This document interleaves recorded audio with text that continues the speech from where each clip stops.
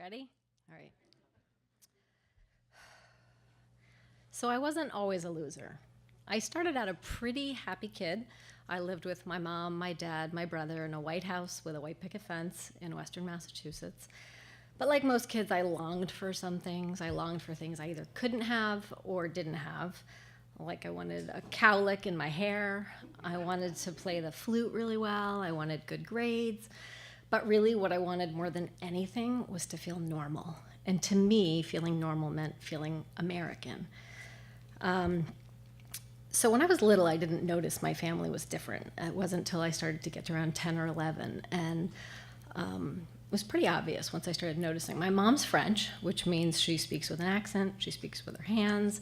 And when I was little, she served really weird food. She would serve dishes with mushrooms she picked by the roadside that morning, or snails, or artichokes, and that was tough as a kid. And my dad, who met my mother when he was in medical school, and he was in an all things French phase, my mom kind of completed that picture.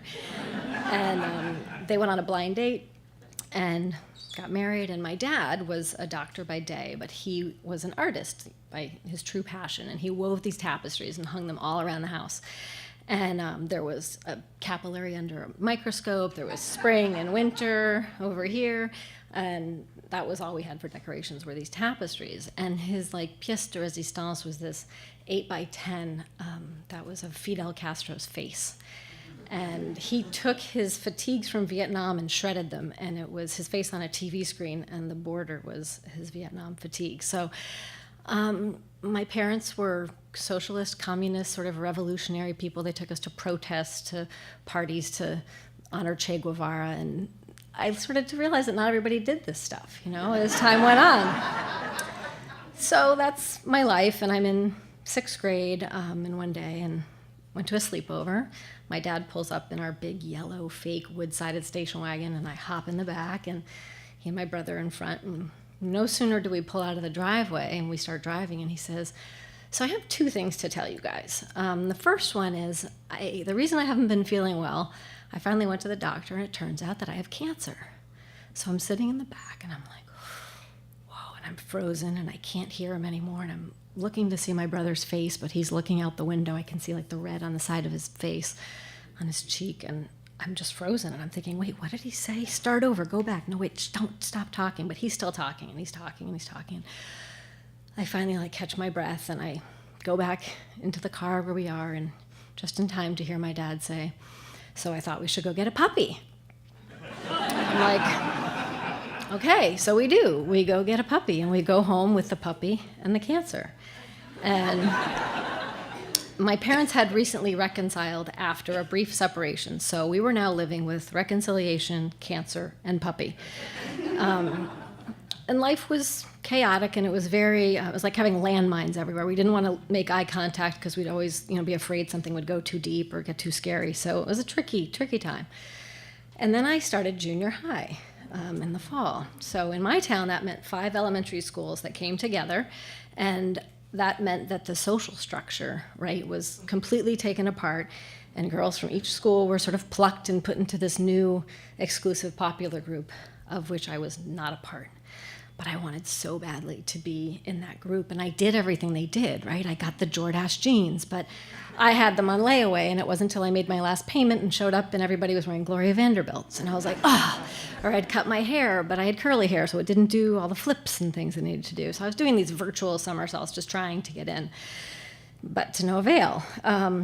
So like around Thanksgiving, November, December, I'm in health class, and the teacher is talking about sickness and disease, and she says, "Does anybody know what cancer is?" And I'm like, "Oh, I do, I know what it is." So she calls on me, and I say, "My dad has cancer." And it was like, whoosh, everybody was looking at me, and I'm like, ooh, I've got something here. So I start slipping the cancer in everywhere I can. Someone says they have a cold. I'm like, "Your cold's nothing, my dad's got cancer." And people are like, "What kind of cancer? Where is it?" And people would say, like, "Is he gonna die?" And I was like, well, gosh, no, he's a doctor. They totally have this one figured out. So I went around telling everybody about my dad's cancer every opportunity I could, and it was working. I was definitely getting some sympathy. I had this juicy content, right? So I was feeling like I was climbing the ladder a little bit. And It was working out great until my dad died. He literally was at work one day, and the next day he was gone. And he had had a pain in his back, and he had a surgery, and there was an accident, and all this stuff went down. And my brother and I got a ride to go say good morning before we went to school that day. But instead of good morning, we said goodbye, and he had died. And then everything changes, right? And there's 12-year-old me just so sad inside. And he was like my guy. He was like the person in the family you didn't have to talk because you were wired the same and you just sort of spoke the same language. And so he's gone, and I'm 12, and I'm like, okay, this really sucks, and I'm super sad. And a little while after the flowers, the funeral, the families, the friends, the food, all that's over, I tell my mom, like, I want to go back to school. So she's like, okay, she wants structure. She wants to see the kids at school. And she doesn't know that in the back of my head, there's this voice whispering, jackpot. And I'm like, I got to get back to school, but so I do. I put on my best pink and gray outfit and my tree torns, and I march back into school with my note, and I give it to the lady in the office, and she grabs my hands, and she looks at me and says, I'm so sorry about your dad. And it was like being slapped. I was like, oh my God, I'm such a horrible person. Like, my dad died, and all I'm thinking about is I can't wait to get back to, my audience. And so I had tears in my eyes, my stomach's turning, and she's holding my hand. I kind of pull back, and I get myself together, and I look away from like her clear blue eyes and her like pity tilt of her head, and I just march into the hallway, and I do my thing, and it works. People are inviting me to sit at their lunch tables. They're inviting me to boy-girl parties, and they're inviting me to do stuff after school, and it's like I'm making some serious traction here. And around April, so a couple months later, my mom calls me into her room one day, and she's not feeling well. She hasn't gotten out of bed, and she says, I'm not doing well. Can you please go sleep at a friend's tonight? So I get into it with her a little bit because I'm like, you're telling me to invite myself to someone's house. You're always on me about manners and being polite. That's so rude, not to mention super uncool. And we're talking, the phone rings. I run to get the phone, and I answered, and it's my friend Michelle from elementary school, and telling her my mom's so lame, and can I sleep over? And she's like, okay. And she sounds kind of hesitant, but I was like, Mom, can you take me to Michelle's? And in my ear, I hear on the phone, this isn't Michelle, this is Lori DiCarlo. And I'm like, oh my God, you've got to be kidding me. Lori DiCarlo was like it. She had like this jet black hair, and she had braces and freckles and 2 older sisters and 2 parents and a golden retriever and wall-to-wall carpeting. She like had it all. And she was calling me, but I just invited myself to her house, and I was like, oh man. And she's like, it's okay, if you need to sleep over, you can do that. And I'm like, oh, the need just like totally stung. But I'm like, okay, I'm in, I'm going. So I went. And then I went again the next week, and I kept going. And by the end of 7th grade, Lori's best friend Susie was nowhere to be found, and I had pretty much taken up semi-residence in the DiCarlo household. And that summer, Lori took my grief and turned it into this epic makeover. She helped me fix my hair and taught me how to put makeup on. We stole clothes from her sisters. And I mean, it even went so far as she helped choreograph my first kiss with this boy in her neighborhood around the corner. And her house was home base, right? So she had Diet Coke, she had pizza, she had TVs. It was like the house of revolution and pain was so far, far away.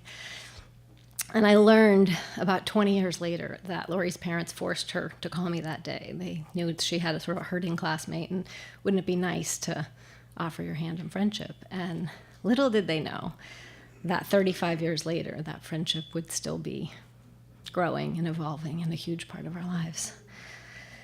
So the first day of 8th grade, Lori and I met in front of the school buses in our agreed-upon denim jackets, mini skirts, jelly shoes, Silver City pink lipstick, and our Gina Tay spray at the ready in our bags.